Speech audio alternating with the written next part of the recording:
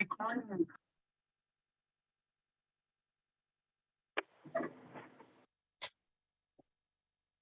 on. We all good? Okay. Good morning, ladies and gentlemen, and welcome to the Board of Directors meeting for Columbia 911 Communications District. Today is March 23rd, hard to believe, 2023.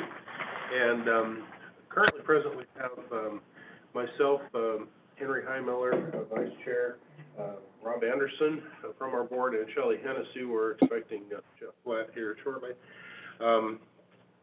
And we have our staff around the room, quite a few over here. So we'll just go ahead and move on to public comment. Now it's time on our agenda for public comment. Anyone who'd like to address the board, please raise your hand so that our staff can identify you, and then give us your name and city of residence for the record.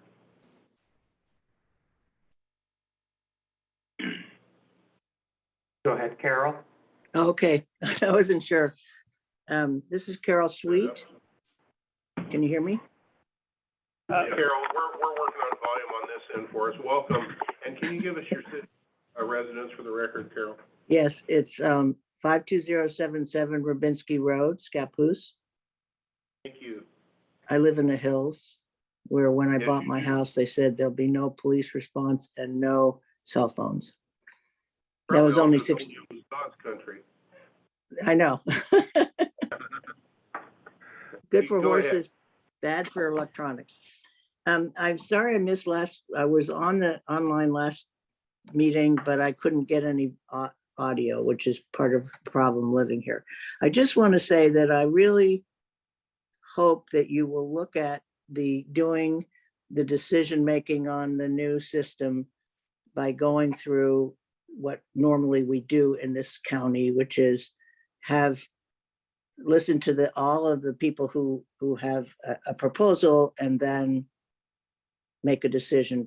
Let the public be involved in that sense. And I feel that, having worked for the police many years ago and caring a lot about our first responders, this is simply the most important decision we make as a county. And if something happens, if there's a shooting in a school, if there's something like the other, when the sheriff responded to the thing at Grumpy's and didn't know what it was, I think we have an obligation to do everything we can to make sure it's the right decision. And not that the public, well, I know somebody's called what I say diatribes, but the public cares, and we have an investment in this. And I would like you to looking at the two companies, I guess, that are now in contention, and not just make a decision on one. Thank you. Thank you, Carol. Else we have Nathan. Do I see a hand up there? Yes, Mr. Brady. Oh, can you hear me? Hello, Brady. Can you give us name and city of residence for the record? Good morning. Brady Preheim, St. Helens. So I am also calling about the ability that you have, your attempts to silence criticism of your actions by trying to trespass people from your public meetings. That is unacceptable.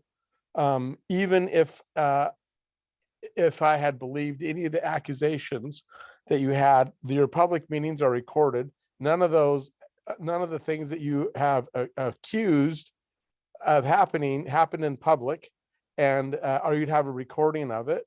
And so to try and trespass them from even making public meetings is totally unacceptable. And there's no doubt in my mind that if you had a shred of evidence, that the judge would have not granted a restraining order against you. And your attempts then to, obviously you're all there, to silence that public opposition has changed what was a probably page 3 news story into a front page story, and calls all of your abilities and your objectivity into question. Unfortunately, no bid contract is never a good idea, especially when you want my tax dollars to pay for it. there is a history of Motorola that have done this before, not just within our community, but across the United States, that they have, if they have good technology, I think there's no question that people think that they are good technology. But a competitive process is always better and gives us the best outcome. And in fact, a similar situation happened in Washington State just recently. And I have a short, and hopefully you will be able to hear it. It's a short news story from Washington State on exactly this exact same scenario that we are having here. I'm going to play it. Okay. And hopefully you can hear it. If you can't, let me know. Bill. Representative Valderrama, let's start with you. Happy to, and thanks so much for having us participate.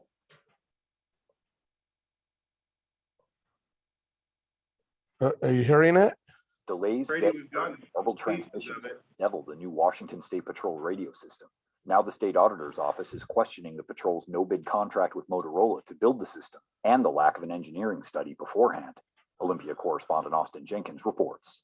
When you sink $40 million into a state-of-the-art digital two-way radio system, you don't expect to hear complaints. I got all garble on that. That was a Washington State Patrol trooper struggling to understand dispatch on the new radio system. Eastbound Hood River, car hauler, that's all I got, but I guess that's good enough for radio. The troubles arose and the patrol went to some.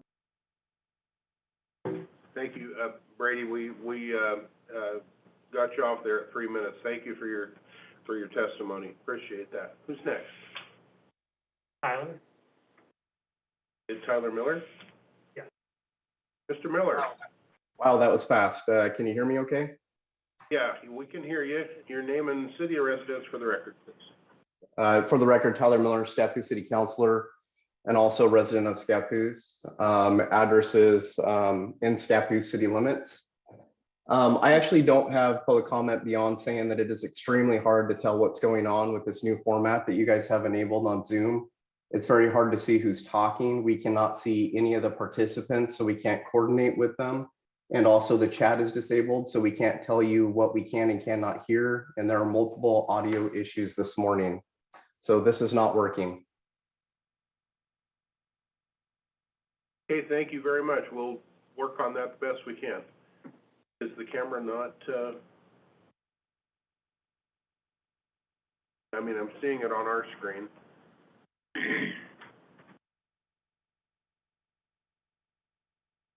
An adjustment there, we'll see what we can do. Who's next? Is there anyone else that would like to make public comment this morning? Please raise your hand. Jeremy Hazenkamp? Okay, Jeremy Hazenkamp. Can you Good hear me morning. okay? Yeah, can you hear me okay? Yeah, I can hear you just fine. And give us your city of residence for the record, please.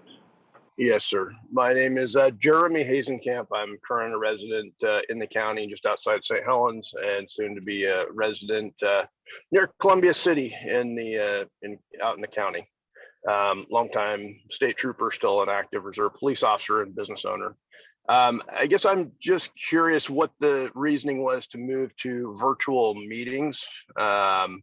Obviously, it's always better for public meetings when you can have people in person. And I know there's been obviously a format change. And so I'm just wondering what the justification was to move this to public meeting to virtual online. I did have some concerns over the last meeting when we would have board members speak and they did not also identify themselves. So I'm hoping that, just asking everyone to identify themselves when they are speaking is going to be common practice. And I guess like Mr. Preheim, there has been a lot in the news regarding Motorola and their practices. And I know that Mr. Fletcher has commented publicly regarding his initial reach out to federal engineering, and I think it was ADCO. And I'm just wondering, and I'm hoping that at some point the board can also provide that public purchasing option and how it was put out for bid, whether it was done through Oregon Buys or one of the other public purchasing platforms. And then again, I know that at the last in-person one that I attended, there was a lot of pushing this down, that the board pushed to put this out to the sole source and to go ahead with the purchase of 5 to 7-year-old equipment from Clackamas County, which if anybody's ever had a 5 to 7-year-old cell phone, yeah, the hardware might be okay, but as you do software upgrades and whatnot, obviously sometimes the equipment with advances can't handle the new software. So I'm just hoping to hear where we are in that process.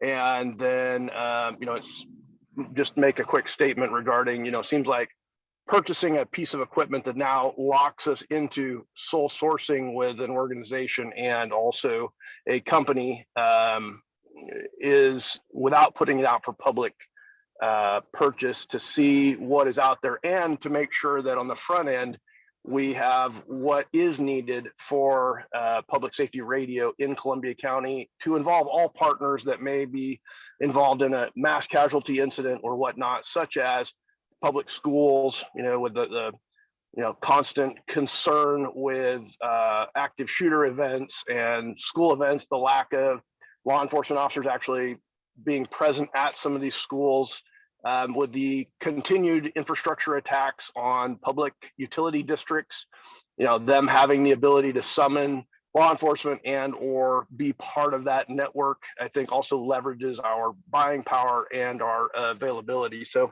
I'm hoping that the board has taken all that into consideration. Thank you. Thank you. Okay, Nathan, who else we have out there? If you'd like to speak, please raise your hand. For the record, Mary Jo, Jeff Flatt has joined. Okay, Jeff's in there. Is there any further public comment? Okay, well, hearing none, we'll go ahead and move on to additions to the agenda. No, sir. There's nothing. Okay, everybody got their the board packet, and in there, of course, was the regular meeting minute notes from February 23rd. Entertain a motion to approve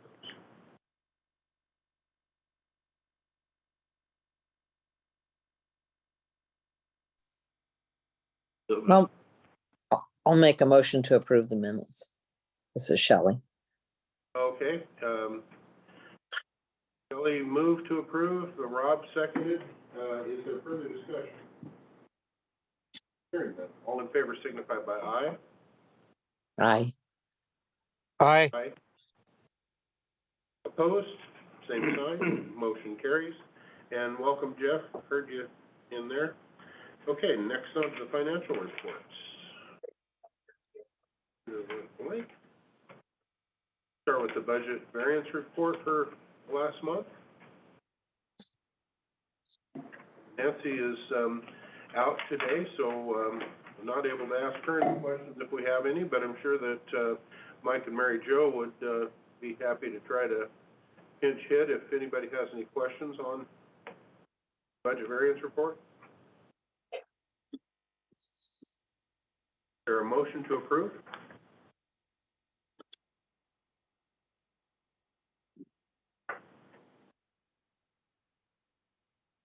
Mr. Chair, I'll move to accept the budget variance report as presented. Is there a second? Jeff will second. We moved and seconded to approve the budget variance report as presented. Is there any further discussion? Hearing none, all in favor signify by aye. Aye. Aye. Aye. And I oppose, same sign. Motion carries. Move on to the expenditure report. It's from February 28th to March 15th.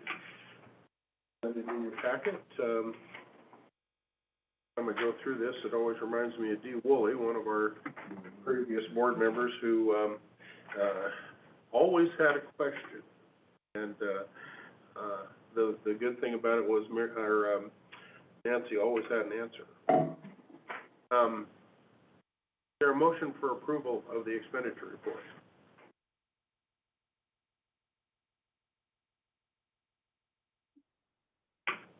Mr. Chair, I'll go ahead and move to approve the expenditure report as presented, starting with check number 31274 through 31317, including electronics payments and transfers for a grand total of $441,784.86. Is there a second? I'll second. Okay, Rob moved and Shelley has seconded that we approve the expenditure report from check number 31274 through check number 31317, including all the electronic payments and deposits, for a total disbursement number of $441,784.86. Is there any discussion? Hearing none, all in favor signify by aye. Aye. Aye. Aye. Aye. Opposed, same sign, motion carries. Okay, Mike, the extension of the, Revenue loss reserve fund. According to Oregon budget law, reserve funds need to be reviewed by the board of directors every 10 years to determine the need for them to be continued. It has been 10 years since we initially established the revenue loss reserve fund. We'll take a motion from the board to continue this fund. The revenue loss reserve fund is found on your last page of your budget variance document. It's listed as item number 32001. And can you explain to the public what exactly the purpose of that is? Yes.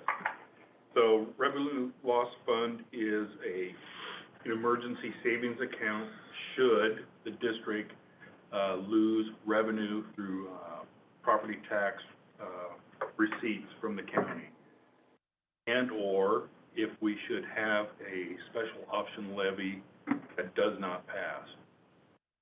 We've been very fortunate. We've had all of our special option levies pass resoundingly by the public, and our income stream from property taxes have actually exceeded our budgetary expectations. So we set it up basically to be that gap funding in the event that something like that were to happen. That is correct. Continue to have a fairly stable number in there to Continue operating. As I think that we were shooting for like a 6-month. Is that about right, Rob? You guys? I mean, it seemed like we always thought that that fund should be able to cover for about 6 months in the event we had to go out for another election. 6 months, potentially a year. Yeah. Because we knew that depending on when in the calendar year it would take place, there could be a gap in a year in funding from the time of it being approved calendar year versus it being implemented fiscal year. So because this expires statutorily every 10 years, we need to take action to re-up that revenue loss reserve fund. Any particular, do we have to cite any kind of statutes or any kind of thing like that in a motion? Don't see that. It just takes a motion of the board to continue the fund as presented. Okay. Let's do this just a little bit different. Is there other questions from the board for Mike? As I know we have a couple of, both Shelley and Jeff have come on the board since this was done the last time. So do you guys have any other questions or clarifications you'd like to have before we proceed to a motion? I don't have anything new to ask. Yeah, no, I'm good. Okay, well, with that said, I would entertain a motion to approve extension of our revenue loss reserve fund.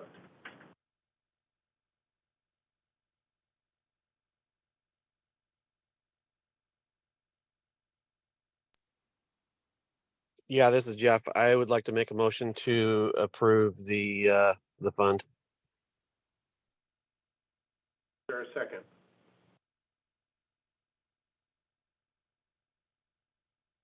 I'll go ahead and second.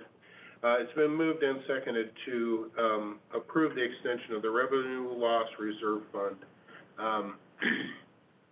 With that, is there any discussion?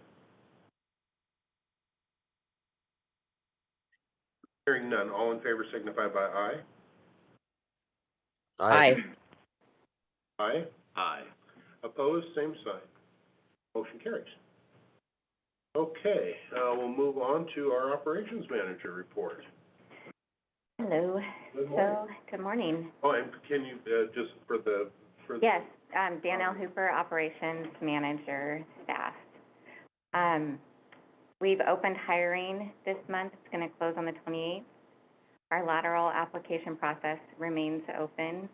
The two that we have in training are doing well. Jennifer graduated DPSST Academy on the 17th. And Rich, who's a lateral applicant from out of state, is doing well, and he'll be attending the academy in May. We had 2 inquiries, both resulting in training, one external and one internal.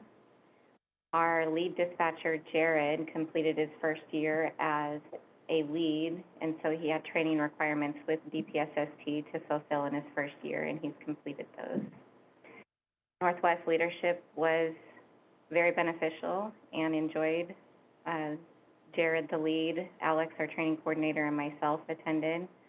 We're getting ready for National Public Safety Telecommunications Week to celebrate our profession, April 9th through the 15th. And all operations staff are going to be having their spring training next month. Any questions? All right. Any further applicants that are kind of in the hopper, or how are we laid out as far as training and getting up to our full staffing? I do have one that is in background cell, that's just finishing up that process. And then we've received one new applicant. As far as our staffing, we are budgeted for 17, and currently we have 13 of the fully funded positions. So it's actually 14 staff members. Got a few continuing through the process. Mm-hmm. Other questions for Danielle? All right, thank you so much. Thank you. Technical manager report. Nathan Hughes, Technical Manager. We've upgraded our record system, so we've moved from the Barracuda system to the Smarsh system to log both email and Teams messages. And we've updated the windows on the servers, and then our facility. We noticed some water damage, so we've been working with contractors to get them out to fix the water damage on the trim, because it's starting to rot away. So this is just on the outside? Yeah. Of the building?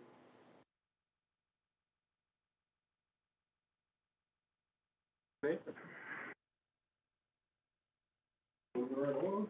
Let's move to old business. We'll just kind of throw the ball to Mike here. We got the list here in front of us. So, there's nothing to report regarding the Clatskanie site or the Corey Hill site. Bald Hill, since I presented my, director's report in the packet, there has been a change there. As of the first of this week, we have received all of our equipment and components that are needed for that Bald Hill site repairs.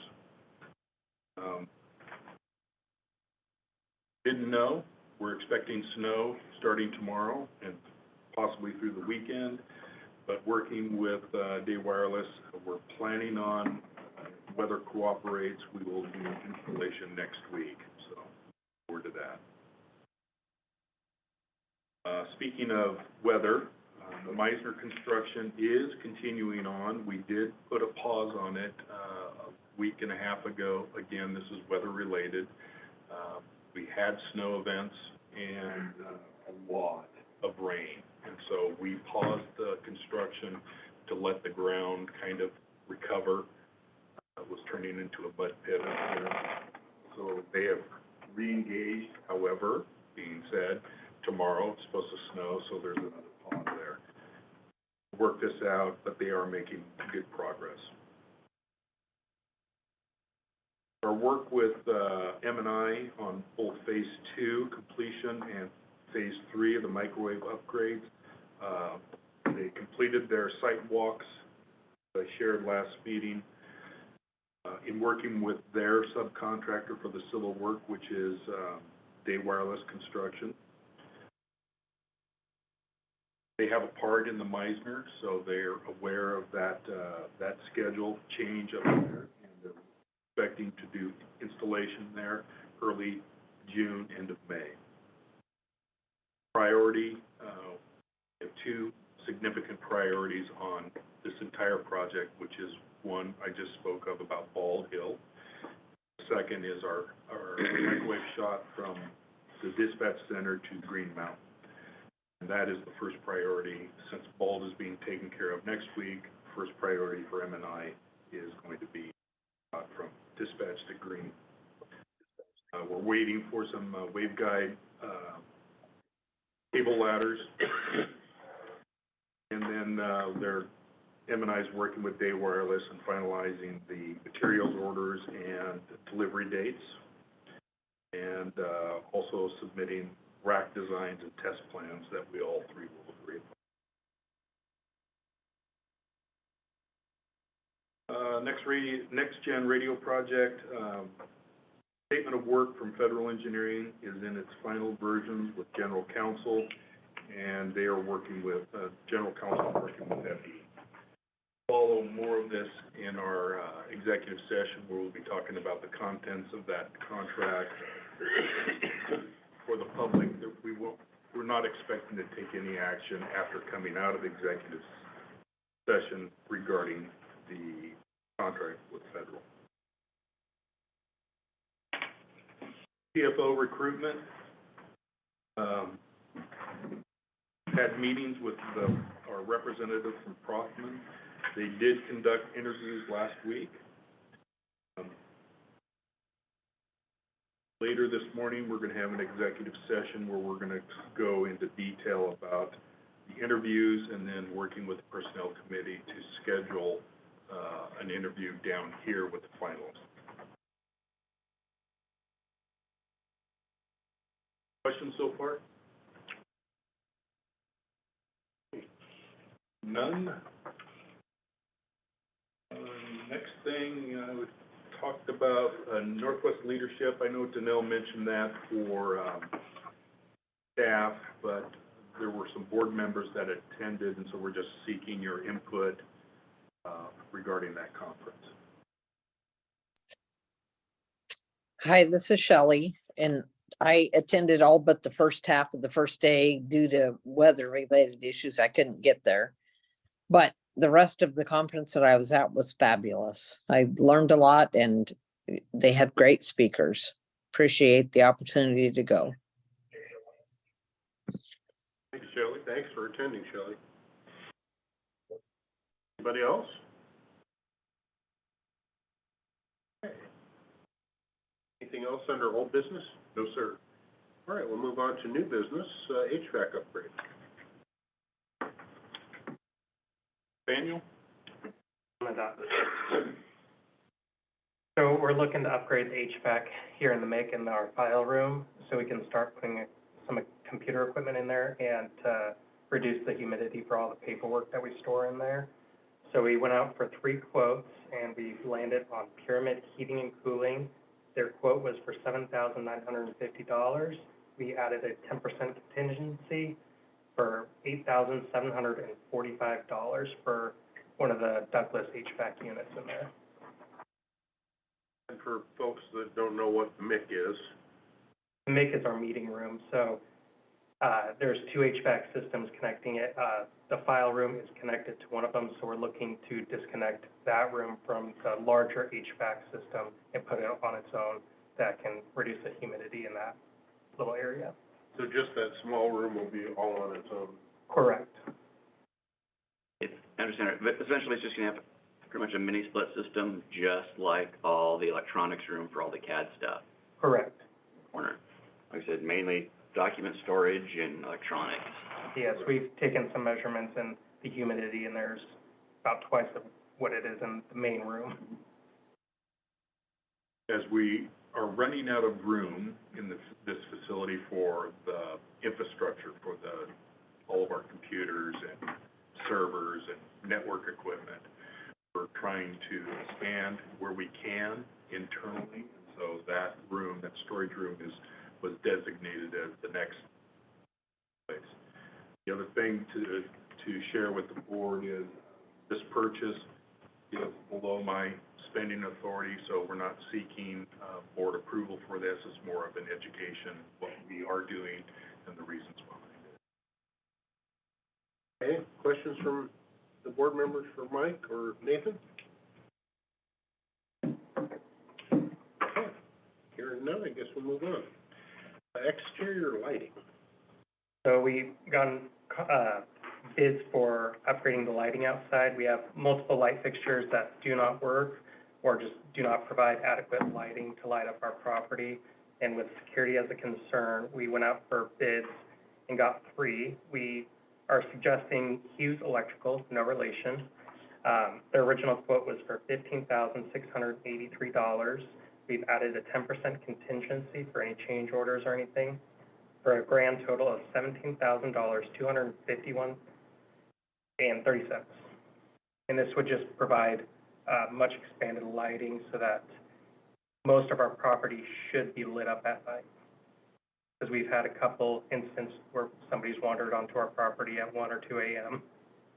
Give us a better view. So is this all gonna be LED lighting? Yes. And will it be, I mean, I assume that it's, one of the main reasons for it is to increase the lighting capacity so that our cameras and all the other security stuff we have going on outside have a better chance at, folks, or people or whatever that are wandering around our property.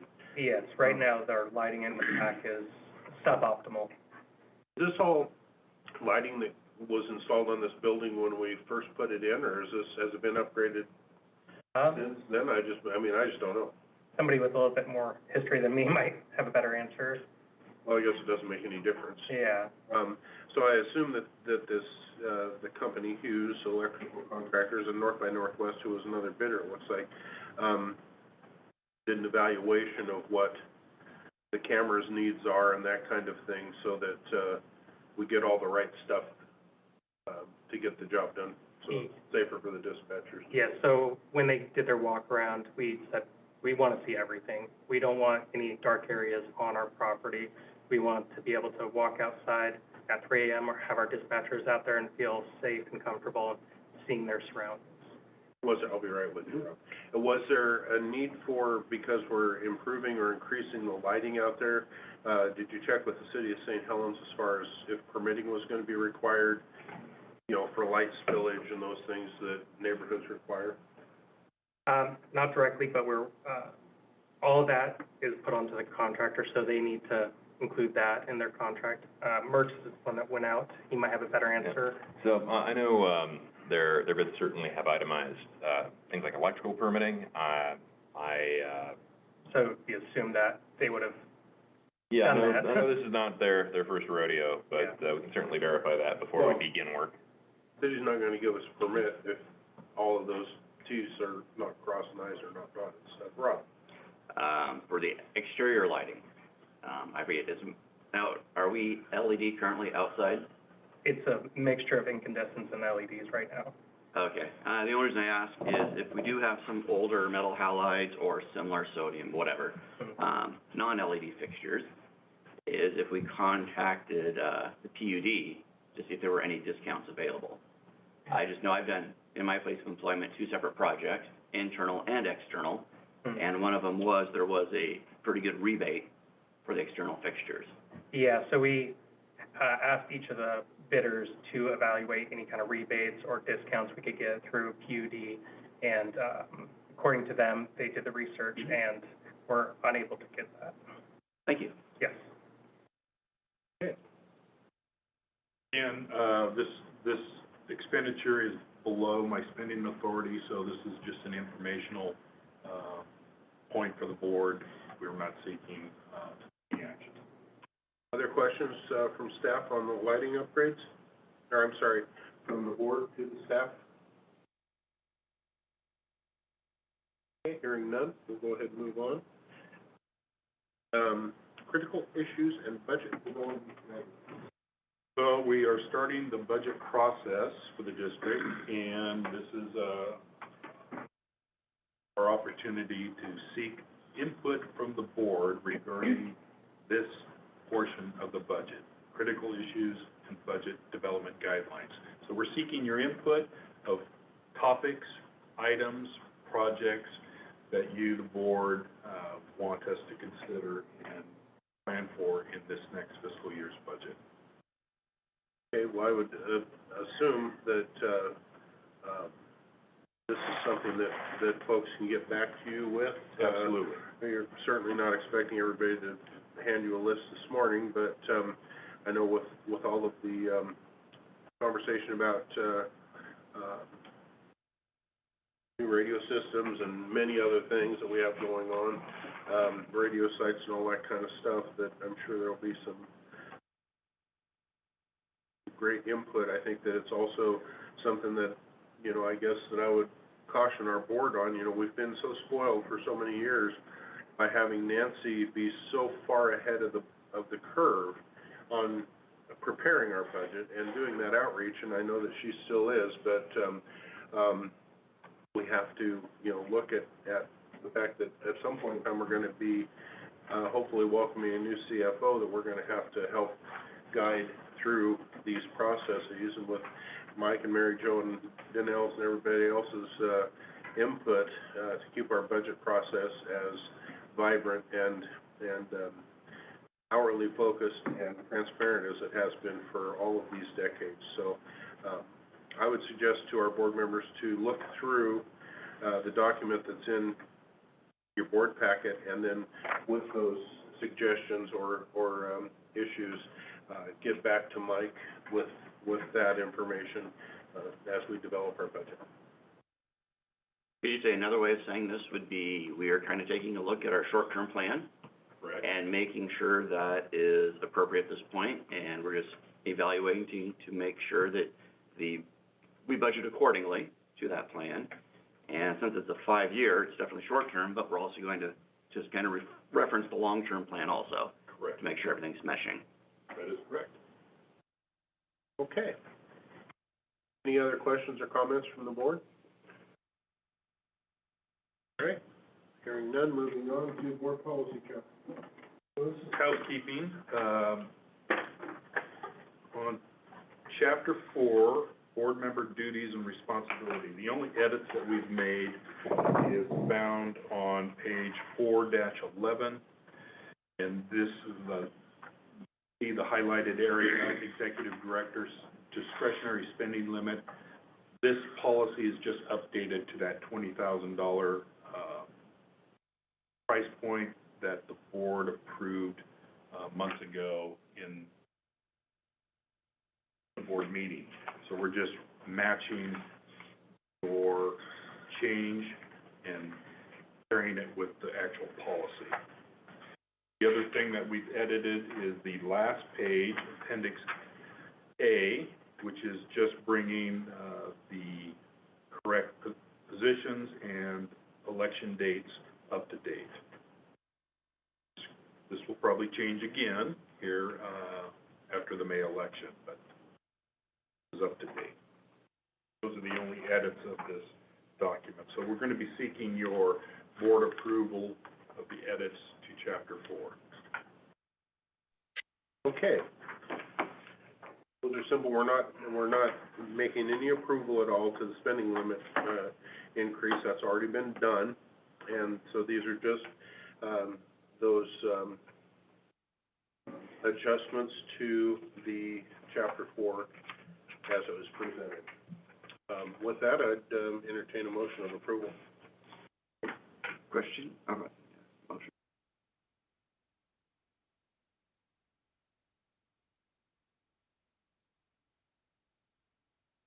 I'll move to approve the board member duties and responsibilities and changes as presented. Okay, is there a second? I'll second. Okay, it's been moved and seconded to approve the updates as discussed to the board member duties and responsibilities, chapter 4, which were those two items. Is there further discussion? I was wondering, the spending limit authorizations, is this something that would be worthwhile to also have as a separate appendix? So that as we review it, or as it's updated, we don't have to pull the entire document out and re-update our, entire document. Make it just a little cleaner, a little quicker. How would we do that? Say the beginning of your comment again, because So right now, every how time, we would do that. because right now, every time we may change a spending authority, we have to review and edit the entire document. I just wondered if we make it a separate attachment, and the main document just refers to that attachment for referencing, then it allows a little more flexibility to quickly make changes and adjust as necessary, without having to review and update the entire document. That would be a way to do it. I guess the other way we could do it would be to always make sure when the motion is made to increase the spending authority, that there's a tagline that says, and update said policy, kind of at the same time. But I get where you're going, Rob, to make it cleaner, faster, so, because we did the upgrade to the spending authority a long time ago, and now we're just getting around to updating the policy. Yeah, it's faster, cleaner, and the one thing I just help avoid is having a actually board policy document maybe become stale and out of date because in an oversight, it didn't get updated. Right. No, that's very easy to do. So again, I could, make edits to this document based on your input. And on page 410, where it states administrative staff spending authority, I could say, see attachment B. Yes? Right now, I'm fine with the document as is. Okay. And I wouldn't hold it up. Okay. Just planting a seed for a future thought, and if we need to, if we want to ask, SDA or anyone else, it's best practice, if that's okay or not. Yeah, that's Under a that great too. idea. Sounds like a really good idea. And Is there, just a, please? I noticed it also says Administrative Services Manager, is now CFO. I didn't catch that. Yeah, thank you. So, Mr. Chair, we have a motion on the table, correct? We do. So then I guess I will make a motion to amend that we change Administrative Services Manager, as presented in the document, to Chief Financial Officer.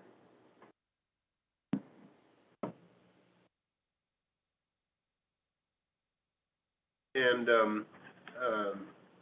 Director Hennessy, were you the second on that? No, but I will second it.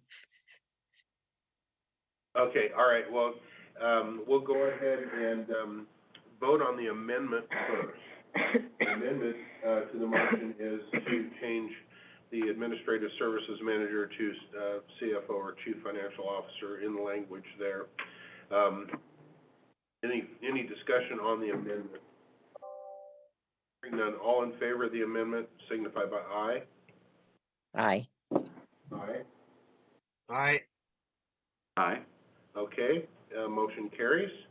And then we'll go back to the original motion, which is to, where we're talking about the, two changes that were presented by staff, the spending limit and, the terms on the other page. Appendix. Yeah, Appendix A. Okay, back to the original motion now. All in favor signify by aye. Aye. Aye. Aye. Opposed, same sign. Motion carries. Okay. Thank you, Mary Jo, for noticing that. Appreciate that. Either that or we'd have seen it next month when you noticed it. You're typing it up. Okay, moving on to director's updates. Mike? I have nothing else to share.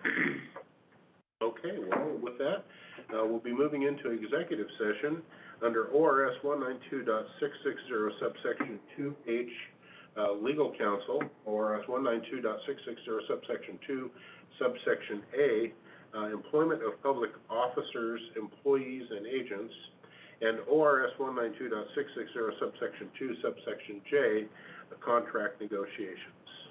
With that, staff will be excluding those folks that are not allowed in an executive session from the meeting room. We will reconvene after our executive session to adjourn the meeting or take action. Thank you.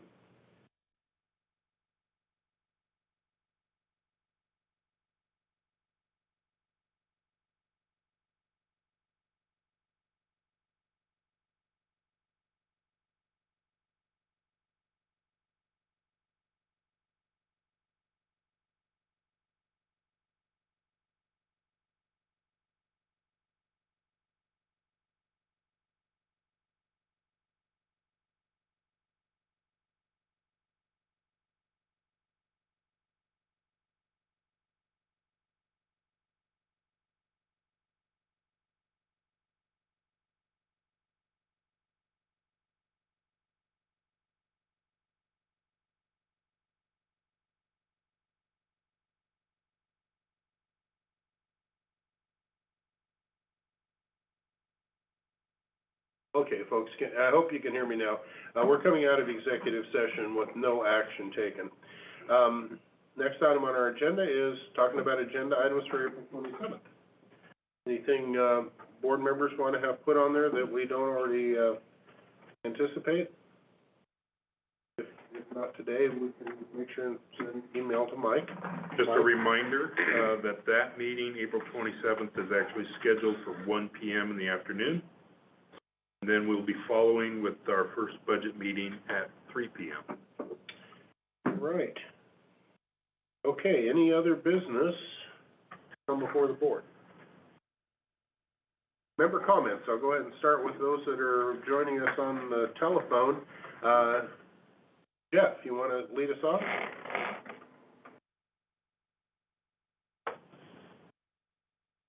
He's traveling. I'm not sure if he's able to hear us or not. He might be in a bad spot there. Not in. Okay, Shelley?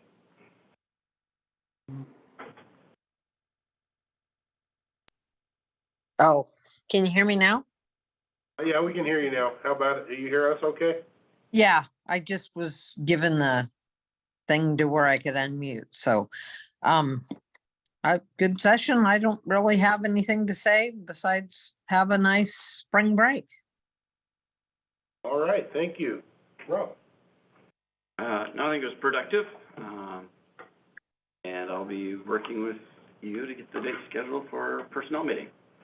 Okay, sounds good, and I just want to thank our staff, our legal counsel, and everybody else for wearing multiple hats around here when it becomes necessary. I mean, sometimes when you've got a small agency, we all have to empty the trash once in a while, so appreciate all you guys' work. Thank you very much. And Mike, anything else from you before we move on? Rob? One thing, just to point out, when we talk about our next meeting, is I also see it is also our first budget meeting. Right. Correct. Follow at 3. Yep. Noted. I mean, that's that part. Yeah, that's okay. Better to say it twice than not to say it at all. All right, with all of that said, thank you all, and we'll go ahead and adjourn.